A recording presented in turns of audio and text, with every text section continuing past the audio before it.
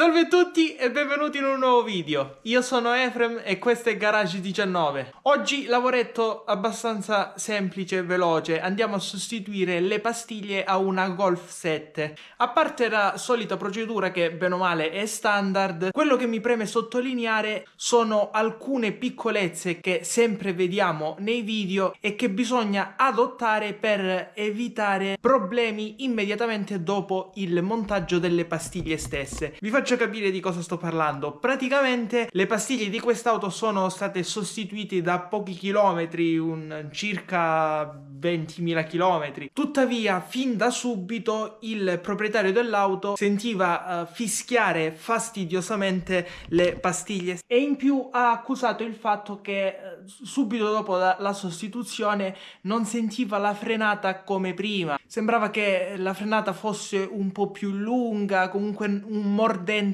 non abbastanza incisivo. E allora, come ben sappiamo, per quanto riguarda il problema del fischio delle pastiglie rumorose, può capitare che le pastiglie escano così di fabbrica e siano rumorose a prescindere. Quello che possiamo fare è evitare i rumori e i fischi provocati sostanzialmente da due fattori, ovvero il primo è il contatto tra pastiglia, pinza o portapinza. E allora come facciamo? Di solito andiamo a mettere un leggero strato di grasso a rame, appunto per evitare almeno questo rumore, questo fischio causato dalla vibrazione e contatto metallo con metallo. Altro fischio che possiamo evitare è quello di un non corretto accoppiamento tra pastiglia e disco. Questo succede ad esempio quando le pastiglie sono nuove e i dischi invece no, quindi abbiamo dei dischi leggermente consumati e che hanno un gradino, un piccolo gradino lungo i bordi.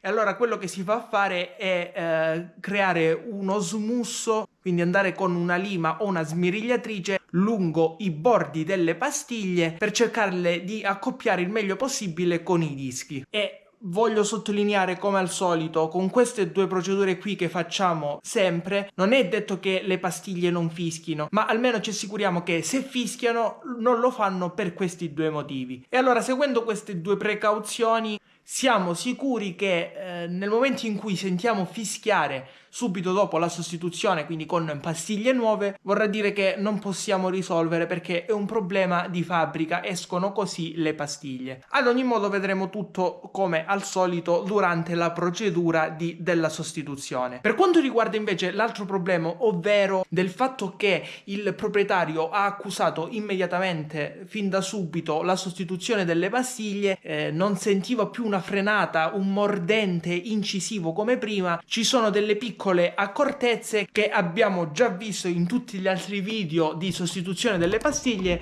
ma le vediamo comunque a fine video. Quindi iniziamo subito il lavoro, ma prima come sempre like, iscriviti al canale e attiva la campanellina per non perdere l'uscita di altri nuovi video.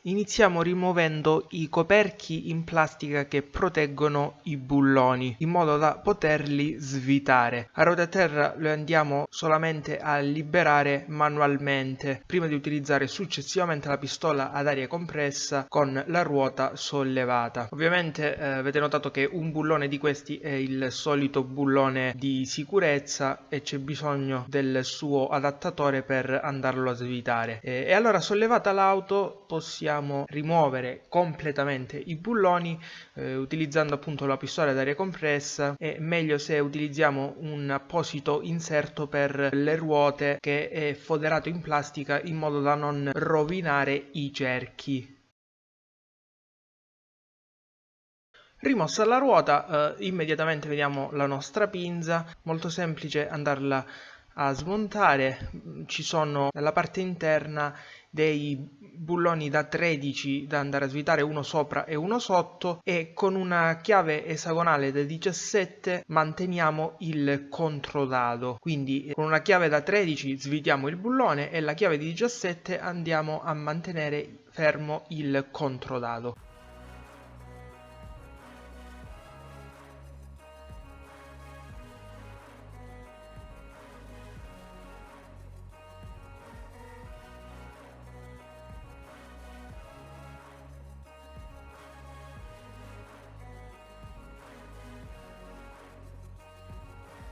utilizziamo un gancetto con un cavo elastico per tenere sospesa la pinza stessa. E allora possiamo procedere a rimuovere le nostre pastiglie. Come potete vedere sono praticamente nuove. Il problema, come già detto precedentemente, era che fischiavano una cosa incredibile e non avevano un buon mordente. Probabilmente tutto ciò è dovuto al fatto che non sono state rodate subito dopo averle installate, così come non è stato rimosso il piccolo spigolino, quindi non sono state smussate agli angoli, e allo stesso tempo, come potete vedere, sono completamente asciutte, non c'è nemmeno un filo di grasso a rame nelle parti che toccano metallo e quindi si vanno a creare vibrazioni. E allora, passando alle pastiglie nuove, queste qui sono fornite anche nel kit i 4 bulloncini nuovi delle pinze. Come potete vedere sono a coppia, queste sono da montare da questo lato e si intravedono quelle con il filo che hanno il sensore di consumo, e vedremo dopo queste andranno montate dal lato destro. Ad ogni modo iniziamo a creare il nostro smusso utilizzando o una lima manuale oppure una smerigliatrice per andare a rimuovere lo scalino e far accoppiare le nostre pastiglie nuove ai dischi che sono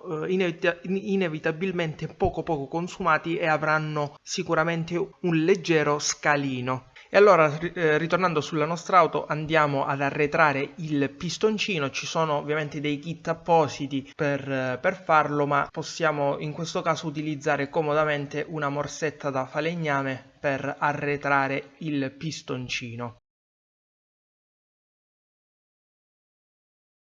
E allora sulle pastiglie nuove andiamo anche ad applicare della pasta di rame, del grasso a rame, sui lati esterni e anche sul lato superiore e inferiore, dove ci sono le graffette grazie alle quali sono appoggiate appunto al nostro portapinza. In questo modo, come ben sappiamo, andiamo ad eliminare o comunque ridurre quelle che sono le vibrazioni che a sua volta provocano dei fastidiosi rumori, dei fastidiosi fischi, dovuti al fatto che metallo è a contatto con dell'altro metallo. È chiaro, andando a mettere del grasso, così come andandole a smussare, rimuovendo il piccolo scalino, non è detto che le pastiglie non fischino. Infatti può succedere che fischiano ugualmente, ma se lo fanno sicuramente non lo fanno per questi motivi. E allora un veloce controllo ai pistoncini del portapinza, li facciamo scorrere per vedere che non siano bloccati e possiamo rimontare la nostra pinza utilizzando i bulloni nuovi forniti nel kit delle pastiglie.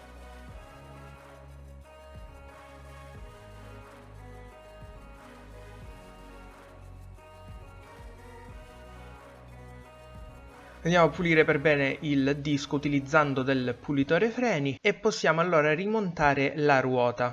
Prima di spostarci sull'altro lato, come sempre andiamo ad azionare il pedale del freno un po' di volte, perché può capitare che il liquido dei freni possa uscire dalla vaschetta. Questo succede sicuramente ad esempio se qualcuno erroneamente ha rabboccato la vaschetta del liquido, cosa che non bisogna mai assolutamente fare, perché il liquido si sostituisce ma mai si rabbocca.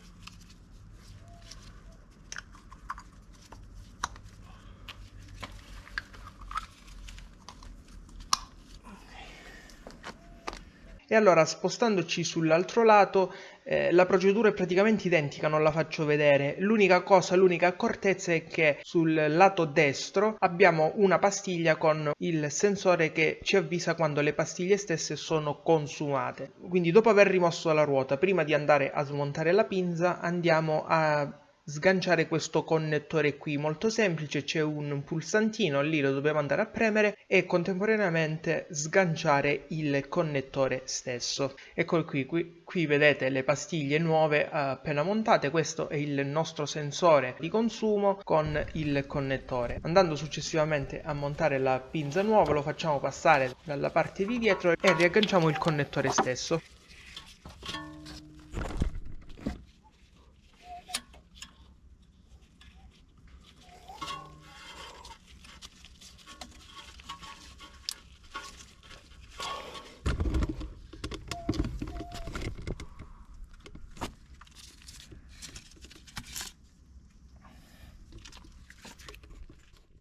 Come avete potuto notare, lavoro abbastanza semplice, molto fattibile. Quello che dobbiamo adesso fare è andarle a rodare, quindi evitare che si pietrifichino come è successo con le pastiglie appena tolte. Le avete viste voi stessi, erano praticamente nuove. Quello che è successo è che si è pietrificato, si è andato a indurire la parte superiore della superficie e allora il ferodo, il materiale con cui sono fatte le pastiglie non è più morbido come dovrebbe essere e quindi con un coefficiente di attrito abbastanza alto, ed ecco perché il mordente, la frenata non si sentiva più incisiva come prima. E allora, per evitare tutto ciò, come ben sappiamo, abbiamo già sempre detto, durante le prime frenate dobbiamo stare un po' più attenti, ovvero non dobbiamo farle assolutamente surriscaldare, quindi evitiamo di effettuare frenate lunghe, certo, per quanto possibile, sempre in sicurezza. Evitiamo di tenere premuto il pedale del freno per lungo tempo durante una singola frenata e soprattutto evitiamo frenate brusche all'inizio. Cerchiamo di moderare un po' la frenata, ripeto, ovviamente sempre in sicurezza per quanto possibile. Bene, anche questo video finisce qui. Come sempre, like se ti è piaciuto, iscriviti al canale e attiva la campanellina, mi raccomando, perché a breve uscirà anche il video della sostituzione delle pastiglie posteriori, ma così come continueranno ad uscire altri nuovi video. Ti invito come sempre a leggere qui sotto la descrizione per trovare altre informazioni utili, così come ti ringrazio se effettuerai un acquisto di un qualsiasi prodotto presente su Amazon tramite un link di affiliazione che trovi qui sotto, perché verrà riconosciuto una piccolissima percentuale sull'acquisto e aiuterai perciò a far crescere il canale supportandolo. Ti ricordo inoltre che sono presente anche su Instagram e TikTok, passa a dare un'occhiata, trovi sempre qui sotto i link ai profili. Grazie e alla prossima!